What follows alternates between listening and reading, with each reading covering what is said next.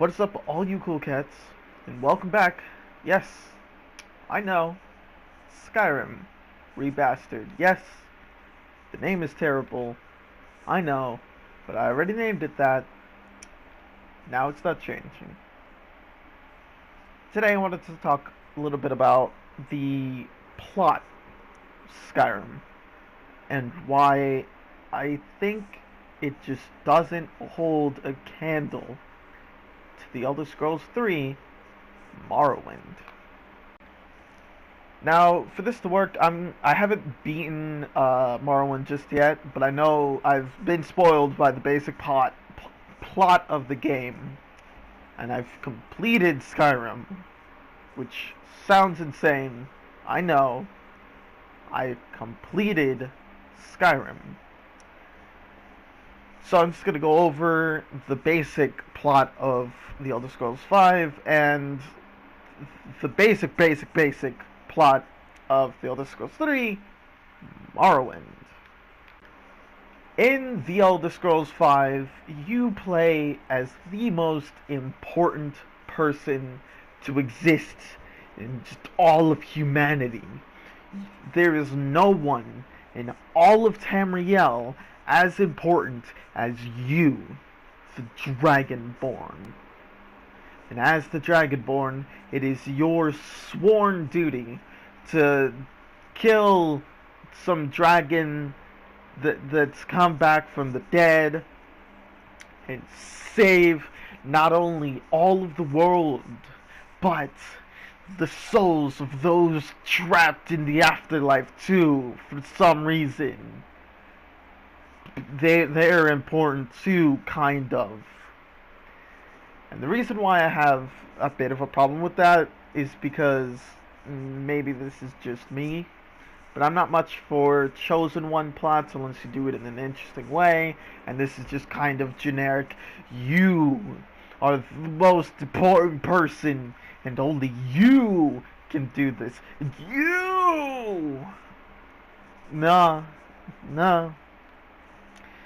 And it just kind of plays by the same kind of rules as your most of the Chosen One type plots. You gotta save the world by finding these people or gathering these objects or learning these things to become stronger, to kill this thing that just appears to be excuse me, I am nauseous beyond belief.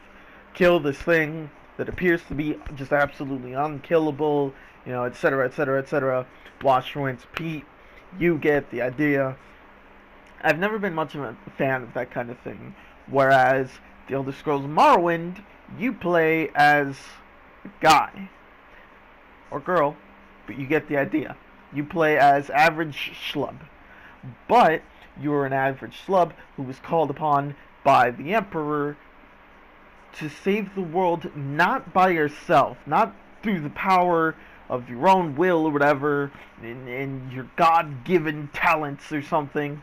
No, by bringing people together, by learning how to create unity between guilds and cultures that have been splintered apart, to be able to become strong enough to fight an evil that's bigger than just one person. And I find that super interesting, and I think it's just much more interesting than You Are Chosen One. And I get the idea for a You Are the Chosen One plot.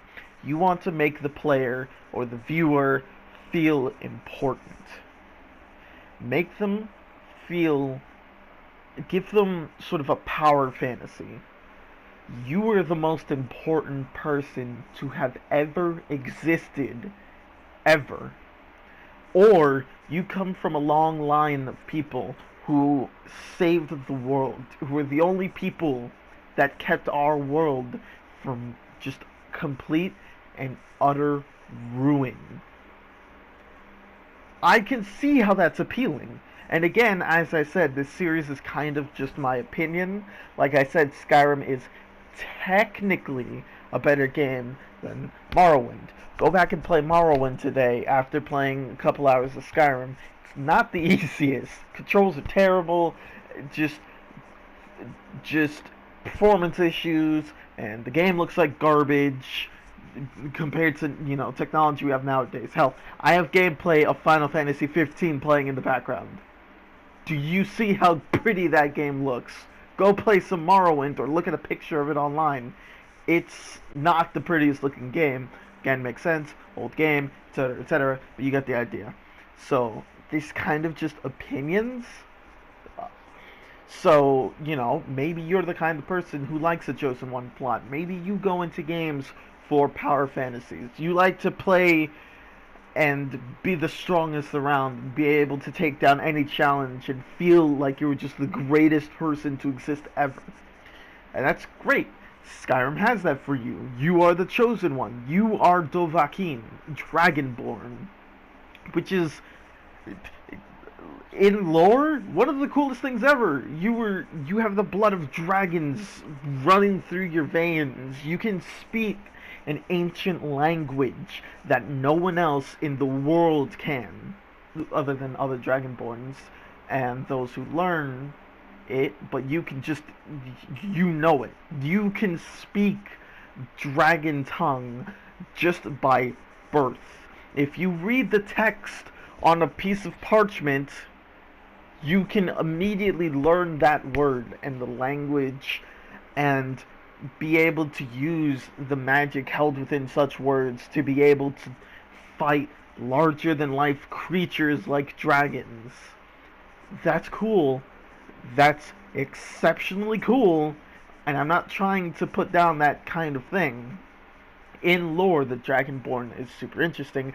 I just always found it more interesting to just be a person, Grand Theft Auto 5, at least the online mode, technically, you're not playing a superhero. You're not playing, someone who's done millions of heists in their life. You start off as a gangbanger, just killing random people in the middle of the street, and then you play for hundreds of thousands of hours, because Grand Theft Auto Online is literally the worst grind I've ever seen in my life since Final Fantasy II. But, it's alright. Everything's fine. Things like, I don't know, I'm literally gonna look. Let's see. I'm literally looking up, games right now that fit that. Oh! The Persona series. Perfect example. You play as generic high school teenager anime kid who's thrust into supernatural occurrences and has to fight both for their life and for the safety of their friends, their family, and the entire world. I'm super interested into plots that are just, you're a person. You are just an average nobody who has to become more than what they were, have to become stronger, and you get the idea that I'm going for here. I find that kind of thing much more interesting, at least, than generic brand, you were the chosen one. You were born to save the world.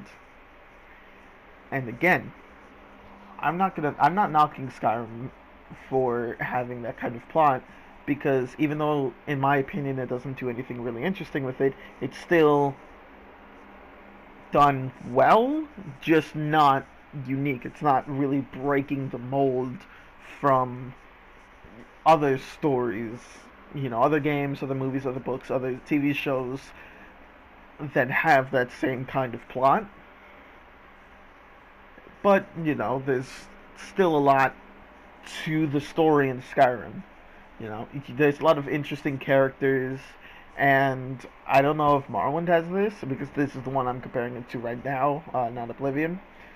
But you can do things like marry characters, and I find that super interesting for role-playing purposes and some slight gameplay purposes. Because, if you genuinely do like a character in Skyrim, you can literally attach yourself to them. I find that super interesting because when you're exploring through Skyrim, you do find a large amount of like super interesting characters that if you lived in that actual world, you would want to attach yourself to. This is a bit of a shorter one. It was only really that one tangent about the story, so like I said, it's mostly just just the fact that I find it a bit generic with the whole "you are the chosen one, made to save Tamriel," blah blah blah blah blah. Whereas I much prefer the idea of you are a person who actively chooses, who's asked to do this thing and actively chooses to do it to bring people together to be able to fight something larger than them. It's kind of like what Fable 3 tried doing and failed horribly, where you've just got, you were a person that lives in the, famous royal family, but you get the idea I'm going for. And now you've got to bring these people together. Fable 3 did that terribly, but we don't talk about Fable 3, all right? Let's pretend it doesn't exist. Anyways, I hope you enjoyed this. It's a bit of a shorter video, like I said, but that's kind of all I had for the story. There's nothing really else to Skyrim's story. If anything, final words. Skyrim's main story might be boring, but the most interesting stuff comes from the side content, side quests and, random NPCs, which kind of is, it makes sense, but at the same time is really stupid, because then I just abandon the main plot as soon as it gives me what I want, which is spawning dragons into the world and giving me the ability to use dragon shouts, and then I just ignore the main campaign and just do the side stuff and just forget the main quest line exists, because it's really boring. How they made going to Sovngarde boring. It just looks like a generic part of Skyrim, and all the people there are kind of see-through. That's it. And they're blue, too. So, that's fun. Also, the final boss battle of Skyrim's terrible. It's literally just any other battle you can have with a dragon, except rocks are falling from the sky, and he has slightly different attacks. I think maybe, I don't even remember, because the boss fight is so memorable that I don't remember a single second from it, except for the fact that you had ghost guys hanging around with you a little bit. And that's it. It's literally the worst. I hate it. The final boss battle of Skyrim is terrible. So I hope you all enjoyed that. That last little bit, it was a little bit angry than I wanted to go, but I hope to see you cool cats in the next video.